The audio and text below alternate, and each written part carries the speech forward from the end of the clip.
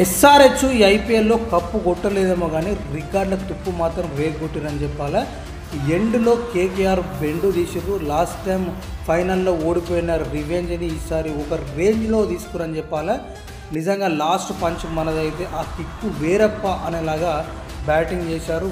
లాస్ట్లో ఈశాన్ పరిశాన్ చేసింది లేకపోతే ఖచ్చితంగా 300 కళ కూడా ఎస్ఆర్హెచ్ కళ నెరవేరేది. ఈరోజు అసలు వేరే లెవెల్ బ్యాటింగ్ తోటి మనలు రెచ్చిపోయారని చెప్పాలి. అసలు ఖతర్నాక్ బ్యాటింగ్ చేసిండు.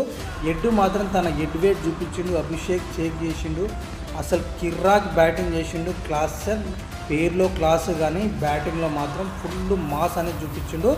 మాస్ జాతర అంటే ఎలా ఉంటుందో చూపించిండు. మొత్తానికి ఐపీఎల్లో ఫాస్టెస్ట్ సెంచరీ చేసిన మూడో బ్యాట్స్మెన్గా మన క్లాసెన్ రికార్డ్ అనేది ఈరోజు సాధించడం జరిగింది. నిజంగా కేకేఆర్ మీద మ్యాచ్ ఒక రేంజ్లో విన్ అయిపోయారు.